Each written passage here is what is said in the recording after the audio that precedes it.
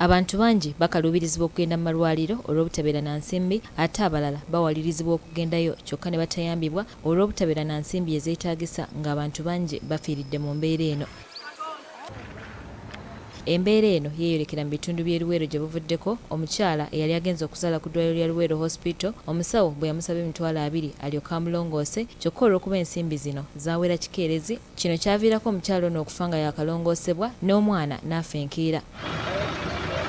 Wakati mu kusoberwa kuno ekibiina ki Self for Health Uganda oba munno mu bulwadde kyagunjawo enteekateeka abantu mwe beetegekera obulwadde nga basasulayo ku ssente buli mwaka olwo buli bwe balwala ne bajjanjabibwa mu bwangu mu malwaliro ag'enjawulo. Zino enteekateeka ze twatandikawo edda ke kaseera zo ziruŋŋamizibwe zisobole okuba nga zo zitambula.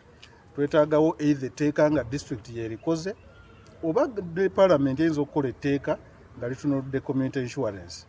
Kubanga n'ensi endala zirina enteekateeka bwe zityo. Ddala omuntu wa wansi nti talina busobozi.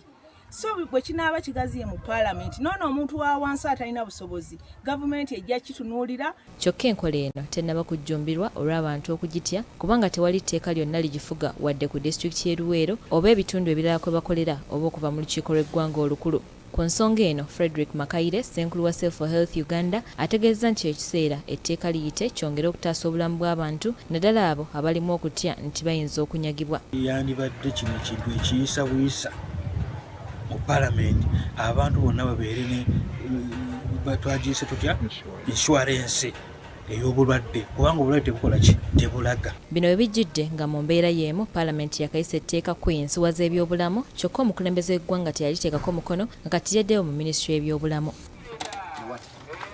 Kino kye kiwaliriza ababaka abatuula akakiiko k'ebyobulamu mu lukiiko lw'eggwanga olukulu nga bakulembeddwa mu Joel Sebikaali atuula akakiiko k'ebyobulamu mu paalamenti okugenda e Luweero era batuuseeko mu bitundu eby'enjawulo okwetegereza Yinsuwa z'ebyobulamu engeri gye zisobola okukolamu.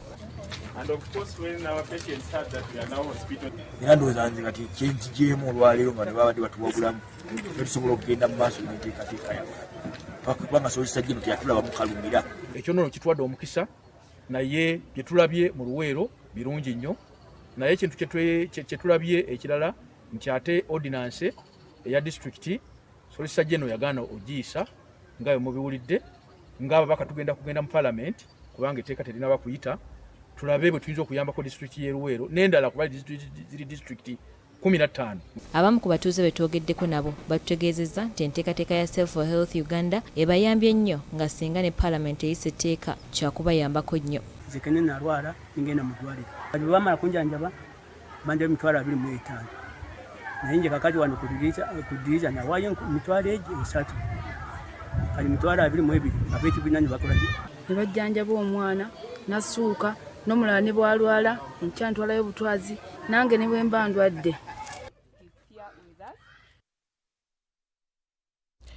Ebyo nga tubitadde ku bbali